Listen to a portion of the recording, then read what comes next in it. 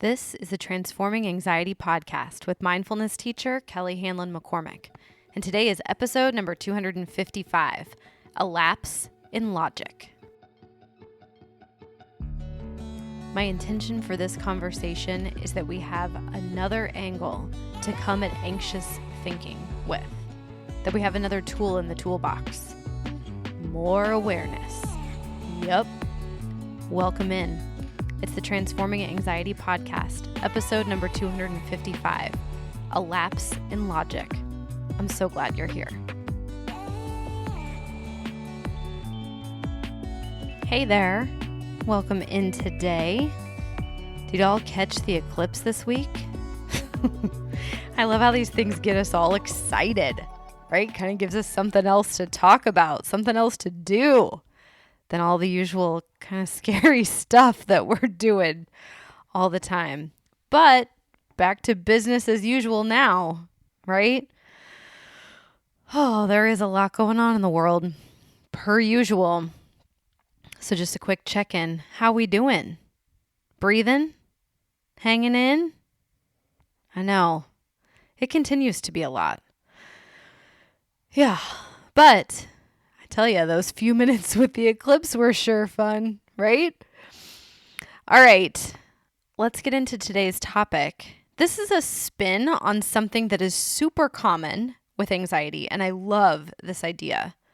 I feel like I've taught theme and variations of this for a while, but I wanted to pull all of this together into one episode, one succinct place where all of this can live together. And the idea here, what we're talking about is lapses in logic. We all do this. So no judgment here. This is observation. This is awareness. This is just accepting that this is a thing humans do. So, in fact, let's start with that. You know when you get a new phone or a computer, an iPad or whatever, and they come with a few things already downloaded on them. Some of them you can't even delete, right? Have you noticed this? There are programs and apps, whatever, they're already preloaded. You didn't ask for them. Some of them you are never going to use, but there they are, right? Whether you wanted them or not. So our brains are the same way. We have a few programs that we are born with. It's like they're just in there, whether we want them or not. It's the way humans these days are designed, right? The default software that we're all running in the background. And one of the apps that comes preloaded in our brains is what's called the negativity bias. We've talked about this before around here. This is that worst case scenario, worst case thinking. That's what this is based on. The negativity bias is where you tend to look for the potentially bad situation, right? What's the worst case here? How could this go wrong? If A, then B, and C, then what horrible thing will happen? So this makes sense from an evolutionary standpoint.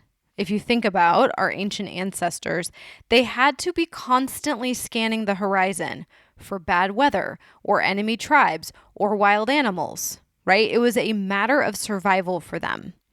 If they sat back and assumed things were just going to be rosy, they could quite literally die. They wouldn't be prepared. They wouldn't be able to defend or protect themselves.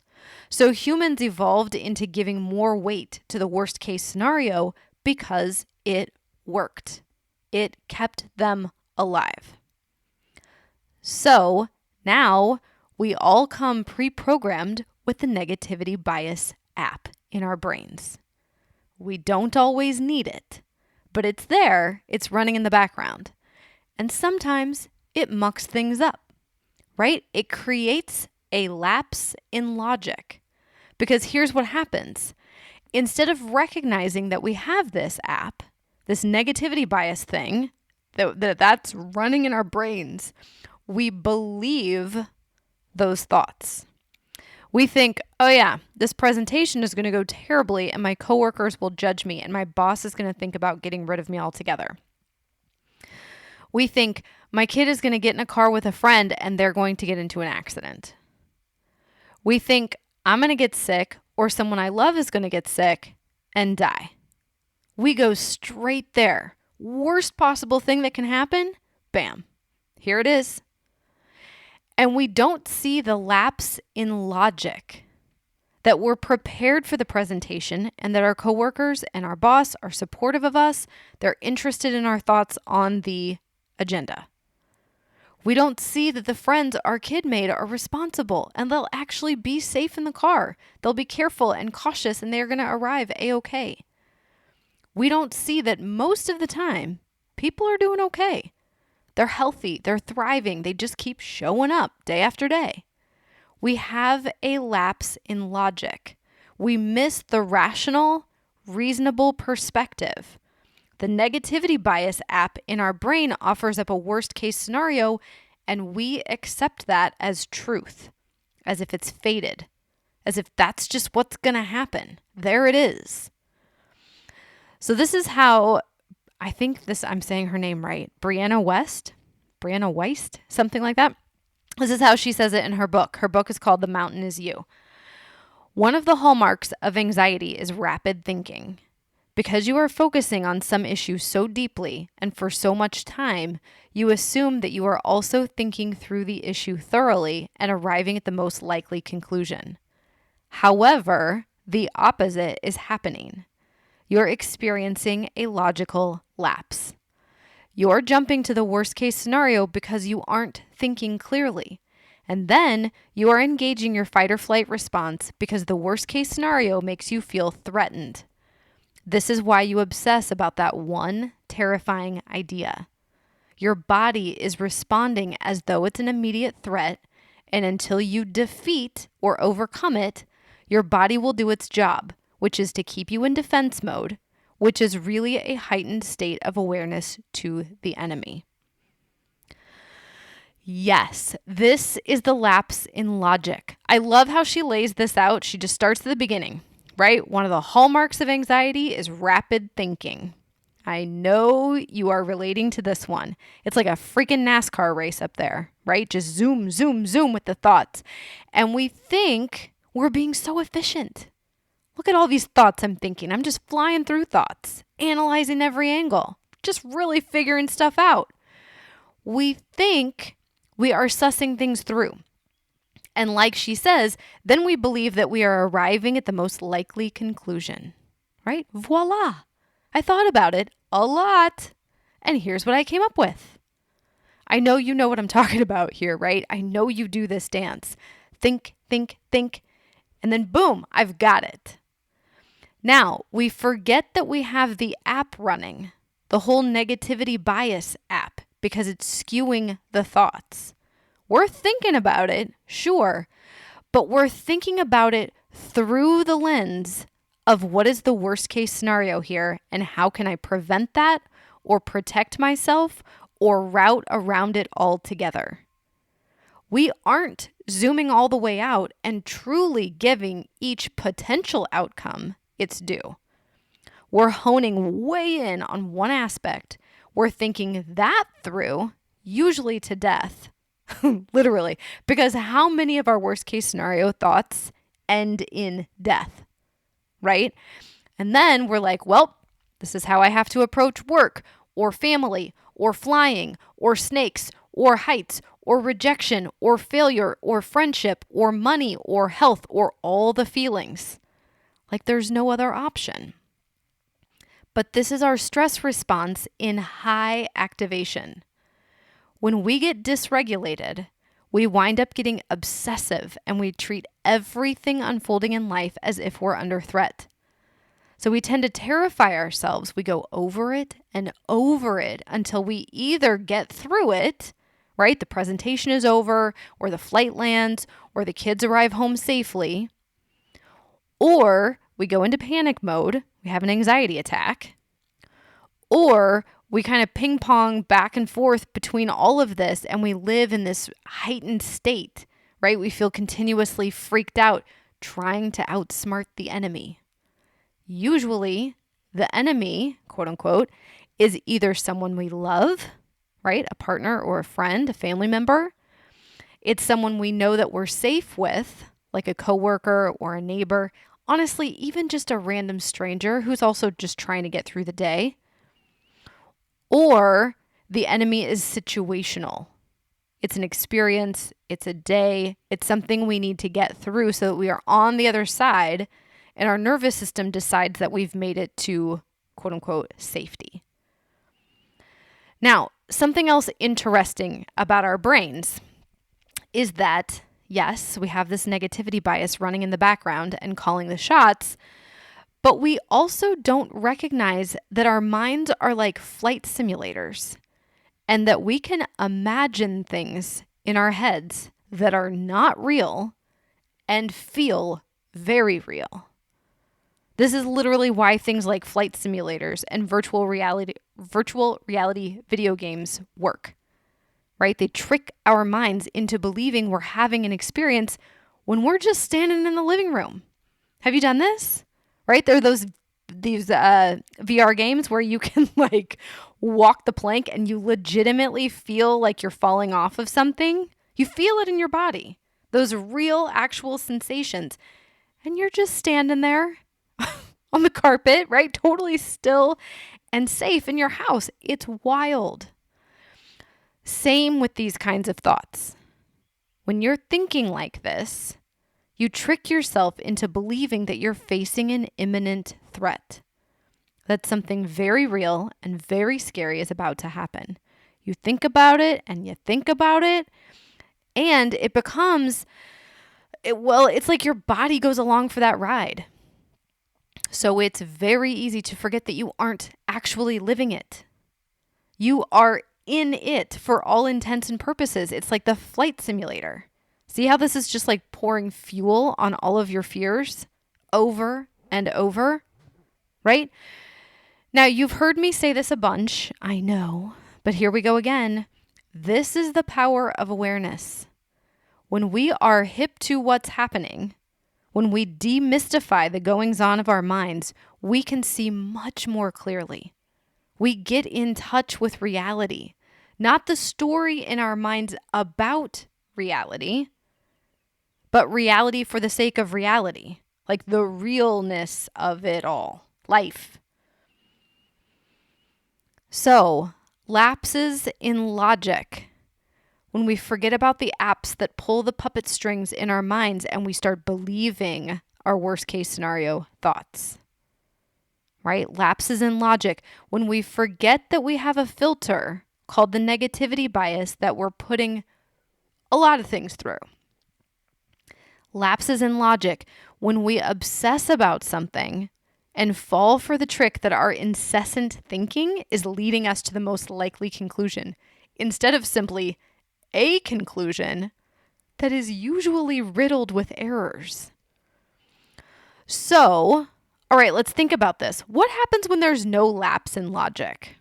I've heard a bunch of clients kind of toy with this. We've talked about this, and I like to play with this idea too. For instance, one of my good friends, she's terrified of snakes.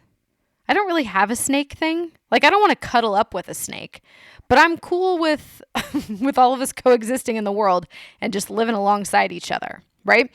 But my friend, and we walk together in the morning sometimes, and you know, nature's gonna nature. So we come across ducks and geese and squirrels and rabbits and the occasional blue heron and turtles, and sometimes there's a snake. Now, I have no lapse in logic where snakes are concerned.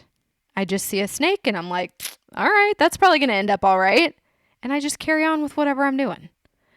Now, my friend, no logic, not even a little. She sees a snake and she loses it. Her mind goes right to some worst case scenario. I'm not even exactly sure what that is for her, but there's something very terrifying there because snake. No logic. And we all do this. This is not me bagging on her.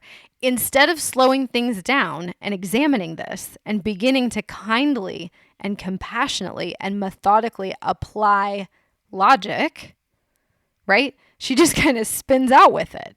We all do this. We all have places where we can easily apply logic And we all have places where we cannot. You know what I mean, right? There's things you're cool with. There's things that are tricky for other people that just don't bother you at all.